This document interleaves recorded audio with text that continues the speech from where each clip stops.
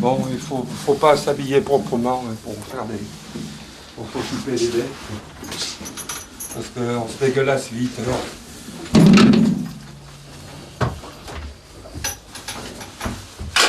Faut pas s'habiller propre, c'est sûr. Alors pour savoir si elles sont pleines, normalement, on les touche comme ça. Là. T'es belle. Tu vois qu'il y a du monde et tu fais la tête. C'est vrai en plus.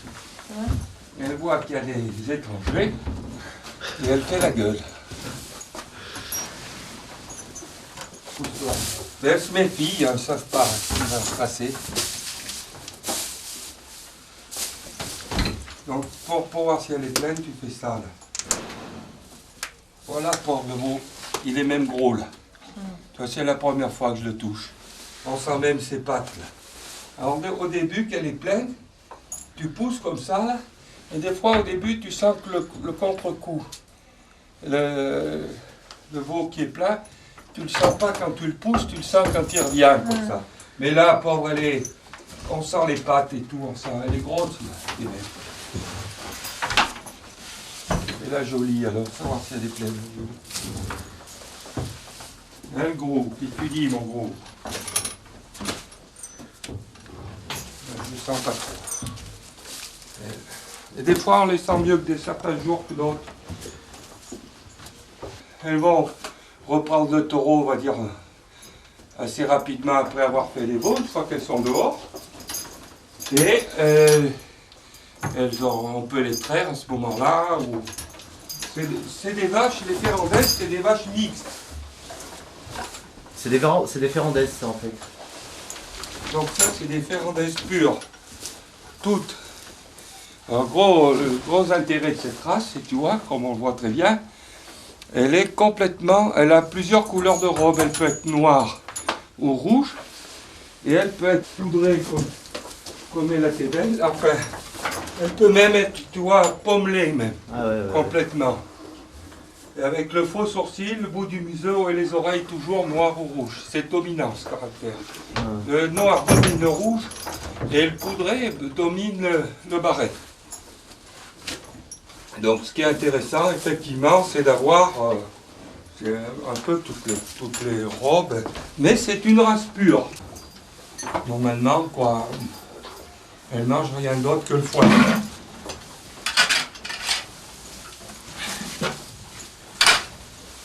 Ça leur suffit, quoi.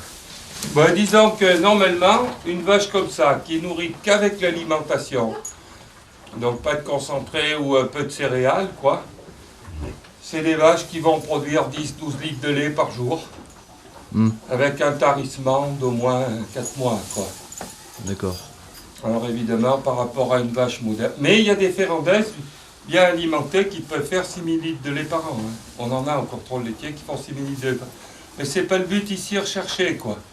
Le but recherché, c'est que ça soit, même si on voulait les traire, on pourrait leur traire un peu de lait, ou on peut même aussi les traire entièrement, enlever les veaux carrément dessous, vendre les veaux, il y en a qui le font, et traire. Et c'est une bête qui ferait, elle pourrait faire 3500, 4000 litres de lait, même il y en a, même dans les 5, là, il y en a qui en feraient plus que ça. Mais tu vois bien, 12 litres de lait par jour. Donc ça veut dire très clairement que chaque fois qu'une bête fait plus, qui est le cas de 99% des vaches du pays, ça veut dire que c'est tout de l'aliment qu'elle mange. C'est quand on dit c'est l'élevage, il faut dire l'élevage montagne qui se nourrit avec le foin d'ici, ça c'est pas vrai du tout, c'est tous des menteurs. Puisqu'en réalité, alors qu'en plus cette année, l'aliment a beaucoup augmenté parce que les céréales sont très chères. Alors du coup, ils mettent dans l'aliment n'importe quoi. Hein. Jamais ça a été... c'est contre nature finalement de faire donner du lait plus que ce qu'elle pourrait donner en mangeant ce qu'elle mange, quoi. Et le lait alors, vous le vendez à combien, par exemple? Alors, le lait, après, de toute façon, personne ne le ramasserait. Il y a le camion du laitier qui passe tous les matins. Je pense qu'il n'a pas passé... Là, s'il est déjà passé, comme on a un peu tard ce matin, où il a dû passer. De toute façon, personne nous achèterait le lait. Ah ouais. Parce qu'on n'est pas assez gros. Pour un camion faudrait qu'il y ait... ça fait déjà longtemps qu'on ramasse plus le lait des petits élevages, quoi. Mhm. Alors par contre, on peut faire le fromage. Ouais. D'abord, en plus, de toute façon, on n'aurait pas le droit parce qu'on n'a pas de quota laitier. Faut avoir le pour. C'est incroyable, effectivement. Si les anciens avaient vu ça, ils seraient fous d'ailleurs. Qu'avec tes vaches, ta propriété, tes vaches, en payant tes impôts, tu n'as même pas le droit de vendre ta production, c'est-à-dire le fruit de ton travail. C'est les quotas. On n'a pas de quotas, nous, donc normalement, on n'a pas le droit. Donc c'est réglé. Il n'y a pas le droit de faire du lait. Comment ça marche le quota? Alors les quotas, ça a été, on ne pouvait pas faire plus injuste. C'est rare d'ailleurs de voir. On a pris en 83 la production qu'on faisait, et ceux qui avaient une production, eh bien, on leur a donné le droit de continuer de faire cette production, diminuer d'une petite quantité qui allait à ce qu'on appelait la réserve nationale.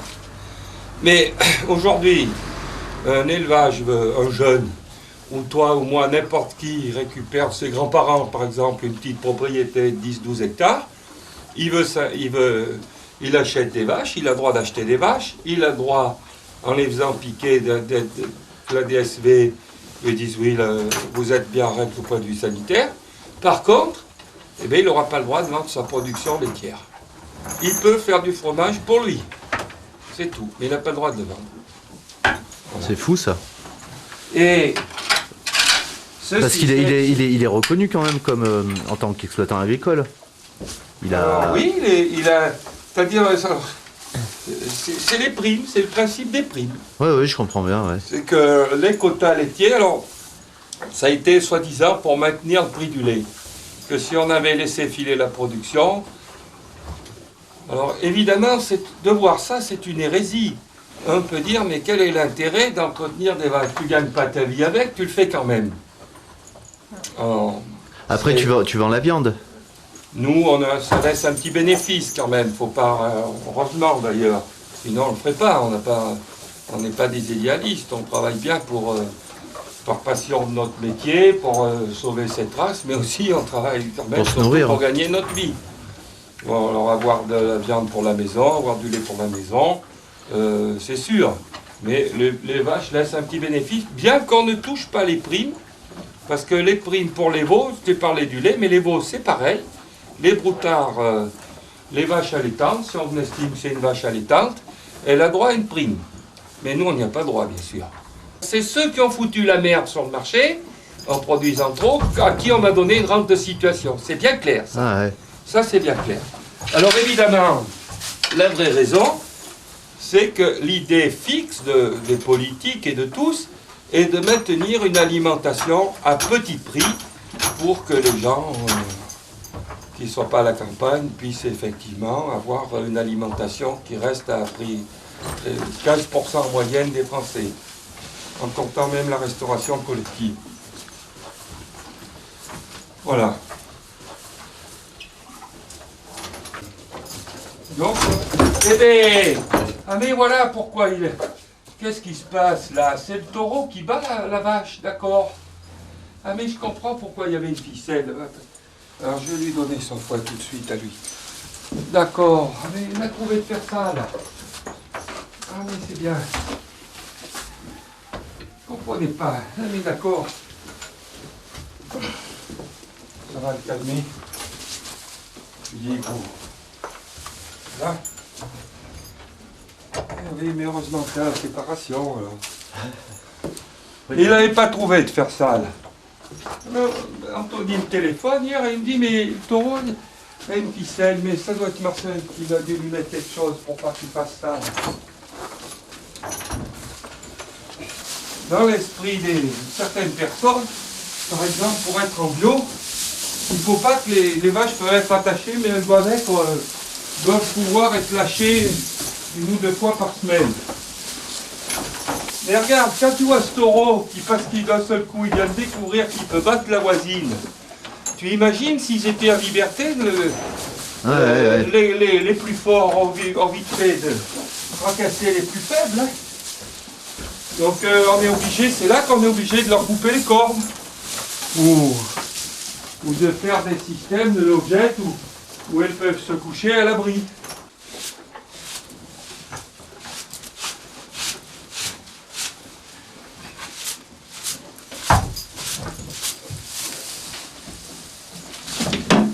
Ça vit combien une Oh, ben. férandaise, à peu près? 20 ans, c'est déjà vieux. C'est très vieux même. Et moi j'en ai eu une dans le passé qui avait 27 ans, au dire des voisins. Putain. Ce qui est exceptionnel, quoi. Elles peuvent avoir combien de veaux un peu? Eh bien, tu calcules, elles ont leur premier veau à 3 ans, puisque c'est une race très tardive, la férandaise. Elle continue sa croissance jusqu'à 6-7 ans. Tu vois bien, alors une vache qui va vivre, on va dire en moyenne 15 ans, c'est déjà beaucoup. C'est une vache qui va faire une douzaine de veaux dans sa carrière, normalement. Toute ma vie, moi j'avais la ferme maintenant, la maison maintenant à l'écurie, à la ferme là-haut, donc Sous le bois, ouais. sous le bois, voilà. Donc normalement quoi, la ferme est normale quoi, tout est attenant quoi. L'écurie, les packages, mais enfin bon. Mais bon, il faut 1 heure quoi, si on veut être tranquille. Si je suis pressé, 1 demi-heure.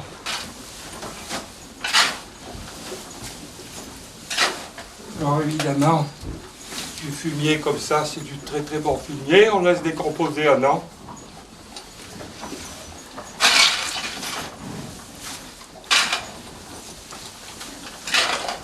Ça sert à quoi? À fertiliser la terre après? Pour les jardins? Voilà. Ah ben dans les prés déjà. Dans les prés? Bon. C'est le principe, les vaches mangent l'herbe, et donc le fumier est mis dans les prés où il y a l'herbe.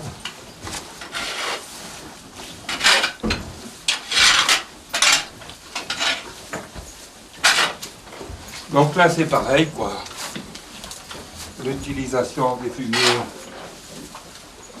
au maximum. Donc on met pas d'engrais.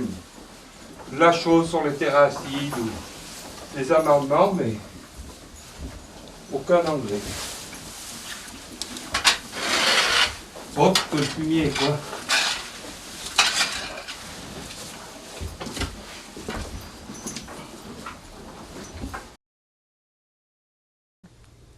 Là, pour tout faire, je pense qu'en s'y tenant vraiment, pour tout faire toute la vigne, en 10 jours, on arrive à la faire. 10 jours. À peu près tout seul, quoi. Ben, il faut s'y tenir et puis bon, je dirais pas, faut pas vouloir finir avant de commencer, quoi.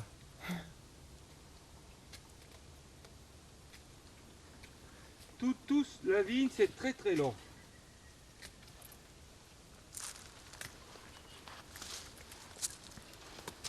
Entre tous les travaux qu'il y a à faire, il doit y avoir 23 ou 24 passages. Entre couper l'herbe ou les traitements, on enlève les membronnages, là, ce qui est au pied par exemple, comme là, tu vois, on enlève les repousses au pied pour pas épuiser la vigne, ça c'est très important. C'est fait chimiquement maintenant, dans beaucoup d'endroits, bon mais... Donc là, je l'ai fait 2 fois même sur cette vigne. Et qu'est-ce qui peut empêcher une vigne de donner alors? Qu'il y ait trop d'herbe Alors, ce qui limite la production, effectivement, bah, c'est en premier les maladies, quand on traite très peu comme moi. Moi, j'ai perdu 70-80% de la production avec le mildiou, c'est les maladies. Et comment vous faites à ce moment-là alors? Ben, on attend l'année d'après. Et ça va pas revenir? Ça reste pas? Alors, c'est les conditions. Il faudrait, pour bien faire, s'il y a eu beaucoup de mildiou, c'est vrai que c'est bien de faire un traitement d'hiver, par exemple, avec du cuivre. Donc. Disons que c'est vraiment les conditions atmosphériques qui sont déterminantes. Si tu as des étés secs, et tu n'as pas de maladie. D'accord. L'année dernière, ça n'a pas été trop mal. Et puis alors après, bon, bah, c'est les traitements. Il faut faire, moi je fais tout à la main là. Donc c'est vraiment important quoi. Mais bon, la taille, les membronnages, les plier après les baguettes, les attacher avec une petite ficelle là. Après, couper l'herbe, faire les traitements, relever. Après, il faut les mettre entre les fils de fer parce que elles poussent sur les côtés. Donc on la remet. Là, il y a encore celle-là, elle est très bien parce qu'il y a 2 fois 2 fils de fer en haut. Donc on les remet dedans. Ça n'en finit pas, quoi. Bon, aujourd'hui, dans les exploitations viticoles, tout en dehors de la taille, et encore, comme je disais tout à l'heure, il y a la pré-tailleuse, tout est fait mécaniquement, quoi. Ou chimiquement. Donc tu vois, là par contre, ça c'est pas bon du tout. Et elle est rentrée. Voilà. Ça fait combien de temps que tu fais la vigne? Ça va faire quand même 13 ou 14 ans maintenant. Et t'as vu un peu l'évolution du vin? Ah oui. Alors, bon, c'est des productions, surtout quand on fait comme ça, quoi, qui sont très dépendants des conditions atmosphériques. Donc, on ne sait jamais à l'avance quoi ce qu'on va avoir. Ouais, et puis on est en Auvergne. Voilà, alors en Auvergne, il y a une réputation de manque de soleil et tout. Bon, évidemment, on n'est pas dans le Midi, c'est sûr, mais il y a plus de soleil que certains le croiraient, quoi, à l'année. Ce qu'il y a, quoi, c'est pour ça que c'est des cépages précoces qu'il faut, parce que bon, on a des saisons relativement courtes quand même. Je stocke mon vin 2 ans au moins, pour pouvoir, donc il est consommé qu'au bout de 2 ans, enfin de 2 récoltes. Donc on montera au cuvage voir les principes, mais il est sûr qu'aujourd'hui économiquement ça alourdit encore les charges. Aujourd'hui, limiter les traitements en se disant qu'on peut perdre 70% de sa récolte, bon, c'est une chose qu'on ne peut pas se permettre économiquement. Alors que pourtant ça faisait partie, bon, les bonnes et les mauvaises années, une année bonne, l'autre non, comme dit la chanson Ferrat. Hein. Mais bon, je veux dire, bon, on ne peut pas se permettre économiquement de raisonner de cette façon, mais il n'empêche que, je veux dire, c'est la seule façon d'avoir une production près de la nature. Hein. Puis alors, je vais dire, un vin commercial, c'est un vin qui va toujours avoir un peu les mêmes goûts, les mêmes tendances et tout. Alors, bien sûr que le terroir, il en donne. Mais aujourd'hui, moi, il est tellement traité tout ça qu'il a toujours le même goût aujourd'hui. Et justement que là, non, c'est pas le cas. C'est des questions de choix après. Alors après, voilà, c'est une question de stratégie. Alors tu vois, ce pied comme il est désagréable, par exemple. Donc là, je l'ai arrêté là. Il y a au moins 2 ou 3 ans. Là, voilà la mise. J'ai laissé un courson, mais tu vois, le courson, ça lui a pas plu. À la vigne, elle n'a pas poussé le courson, elle a poussé un autre en bas. Eh ben, je ne sais pas trop ce qu'il faut faire là, par exemple, tu vois. Je ne le sais pas. Alors, il faut vérifier aussi des fois que les baguettes ne sont pas cassées au pied, parce que des fois, tu gardes une baguette et puis tu t'aperçois après qu'en la relevant, elle n'a pas été bien gaillarde ou qu'elle est blessée. Alors, je ne sais pas trop quoi faire. T'as quoi là en fait comme choix de la... Là, si je garde celle-là, elle est très basse déjà, d'ailleurs, et puis elle va peu donner. Donc le choix que j'ai, c'est de garder une par exemple celle-là, coupée comme ça, par exemple. Voilà, et garder celle-là comme mise, avec un courson derrière, par exemple, c'est ce que je vais faire par sécurité. Et puis garder un pour l'année prochaine pour voir comment elle va faire. On ne sait pas toujours ce qu'elle va faire. Hein. On ne connaît pas toujours. Hein. Alors là, voilà. Le temps le dira. Oui, le temps dira, oui, tout à fait, bien sûr. Alors évidemment, ça veut dire que, bon, ça veut dire qu'effectivement, on ne peut pas le dire toujours à l'avance, quoi. On ne peut pas savoir. Alors là, ça va tendance à la monter un peu, mais c'est vrai qu'on n'aimait pas, dans le pays, ici, on n'aimait pas les vignes hautes. J'ai questionné beaucoup les anciens pour savoir donc quelle était la raison. Et tous me disent pas pareil. Ah. Alors, en général, dans les autres pays viticoles, on monte les vignes pour pas qu'elles gèlent. Plus on est loin du sol, parce que j'ai oublié de le dire, mais elles peuvent geler les vignes aussi. On peut perdre toute la récolte. Il y a la grêle aussi, qui est une chose terrible. que j'ai eu une fois et je n'oublierai jamais de ma vie. Donc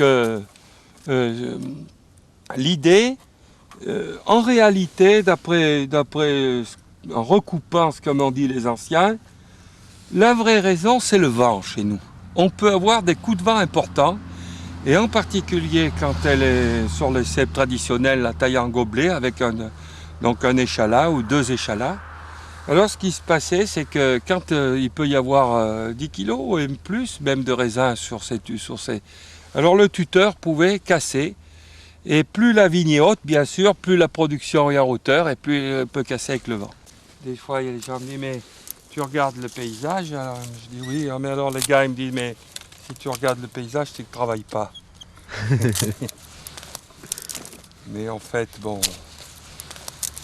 On ne regarde pas toujours le paysage, bien sûr, mais un peu quand même. Ne serait-ce que pour voir si le mauvais temps arrive. Bah oui.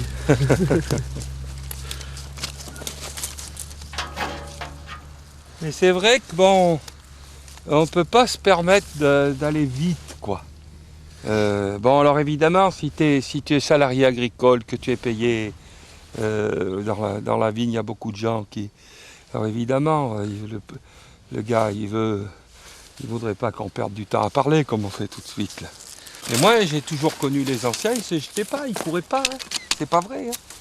Et d'abord quand on fait de grosses journées, si moi je fais ça pendant 10 heures toute la journée là, je vais dire le mal au dos le soir. Donc je vais dire on peut pas se permettre de courir quoi, si on veut tenir physiquement déjà. Et oui. Donc, si on veut tenir physiquement, il faut s'économiser. Il faut faire ce qu'on peut faire, hein. On ne peut pas se jeter. Hein. Puis bon, t'as une production à taille humaine. Oui, mais enfin, je veux dire, à la sortie, c'est sûr que je ne fais pas 35 heures. Hein. Ça, c'est certain. Hein. Ouais. Mais bon, nous, c'est vrai que je comprends bien qu'il y ait beaucoup de jeunes qui ne veulent pas faire ça. Parce qu'ils veulent gagner leur vie normalement, ils ne veulent pas travailler pour rien. Moi, mon temps, je gagne tellement peu ma vie en travaillant que la valeur de mon travail a une très très faible valeur. Hein. Peut-être je sais pas moi, de l'ordre de peut-être 1 ou 2 euros de l'heure. Donc moi c'est différent. Je veux dire, mon travail a très peu de valeur, quoi. Ça c'est objectif, hein, c'est pas... Une valeur marchande, ouais. Car à la sortie, comment on sait ce qu'on a gagné en faisant les comptes à la fin de l'année, en faisant les dépenses qu'on a eues et puis les rentrées qu'on a eues. Alors il est évident qu'une petite exploitation aujourd'hui, elle ne peut pas vivre, hein. Même les gros ne peuvent pas vivre. Alors.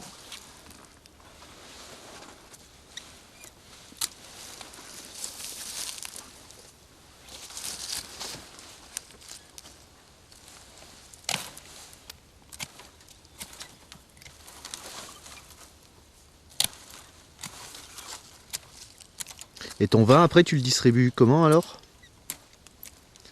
Alors le vin, c'est une production qui a une grosse réglementation.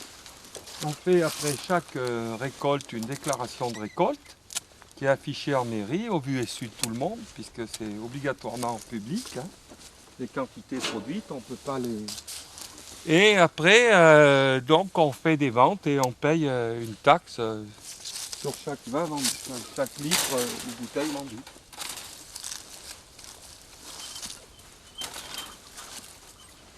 C'est le service des douanes qui est chargé de ça.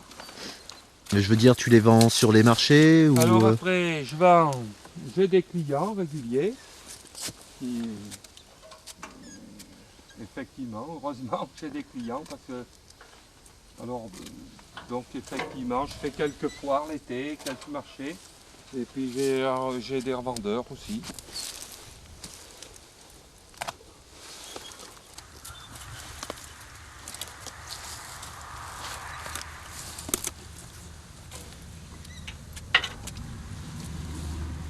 Puis je veux dire, bon, quand on travaille, on pense pas vraiment à ça, quoi.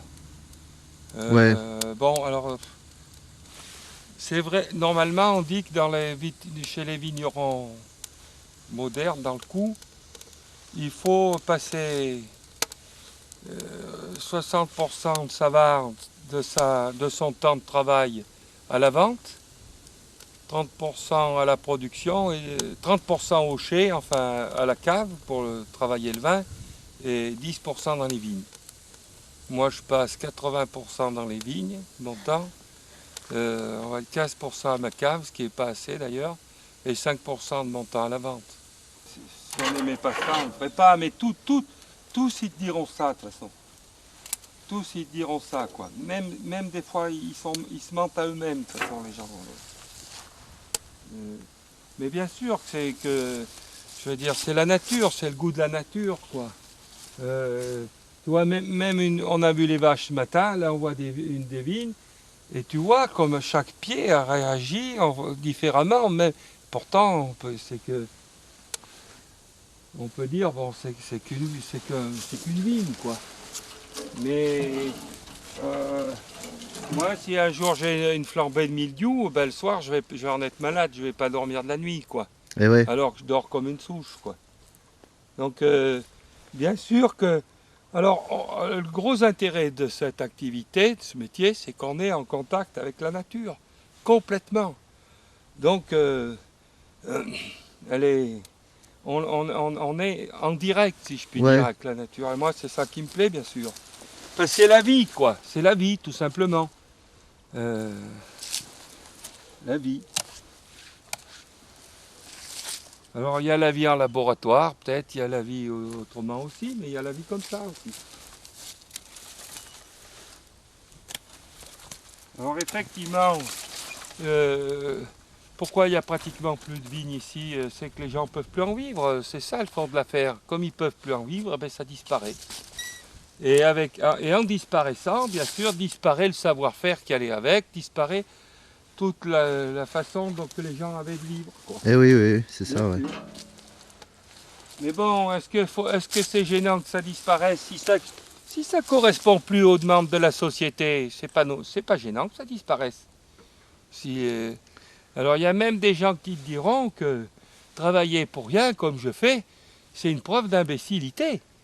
Que maintenant qu'il y a des machines modernes et tout qui peuvent tout faire, pourquoi est-ce qu'on s'emmerderait à travailler à l'ancienne alors que justement le progrès permet de... Ben oui, c'est vrai, bien sûr que ça peut être vrai aussi. Mais le jour où je verrai les machines modernes, moi tout ce que j'ai vu qu'elles ont fait chez nous, c'est vider les campagnes, c'est tout ce que j'ai vu qu'elles ont fait. Hein. Et le jour où moi quand je serai plus là, je ne sais pas si quelqu'un d'autre fera la suite, peut-être quelqu'un comme moi, mais c'est tout. Tout ce système repose uniquement sur le fait qu'il y a des gens qui sont amateurs de produits et qui veulent bien acheter les produits locaux et qui sont amateurs de ces produits typiques, quoi. Et le jour où on n'aura plus de clients, ben, c'est fini, quoi. Tu vois, moi j'ai planté un noyer, tiens, cette année là-bas.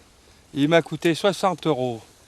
C'est une variété relativement de la belle noix et tout, à coque demi-dure. Bon, ben, il y a très peu de chances qu'à mon âge, je mange les noix de ce noyer. Il y a très peu de chances. Alors, on peut me dire, mais pourquoi tu l'as mis? Ben non, je ne l'ai pas mis pour moi. Moi, je travaille parce que c'est vrai que je trouve de la satisfaction dans mon travail. Ça serait mentir que de dire le contraire. Mais j'ai pas, mon souci, ça a été justement que les autres derrière moi puissent avoir la possibilité de choisir la vie qu'ils voudront. Parce qu'elle existe, parce que tu as refait en sorte qu'il y a... oui, ben, le but, effectivement, vous voyez, il ne produit pas avant 14-15 ans. Alors si on n'en met pas un maintenant, eh ben, dans 14-15 ans, il n'y en aura pas. Alors c'est comme ça qu'il paraît qu'en France, il n'y a pas de chirurgien parce qu'on a arrêté, on a limité le nombre d'étudiants en médecine pendant des années. Et puis, aujourd'hui, un chirurgien, il faut 15 ans pour faire un chirurgien. C'est pas du jour au lendemain, on en manque, on va en faire. Ben non, la nature, c'est une vache, comme on disait tout à l'heure, il faut 3 ans pour qu'elle fasse un veau. Une vigne, elle ne produit pas avant 4 ans, pareil. Un noyer, je te dis, c'est 12-14 ans. Donc, je veux dire qu'on ne peut pas non plus... les choses, elles ne se décident pas selon la fantaisie. Il y a des rites, quoi. Il y a des rythmes, voilà, et c'est long.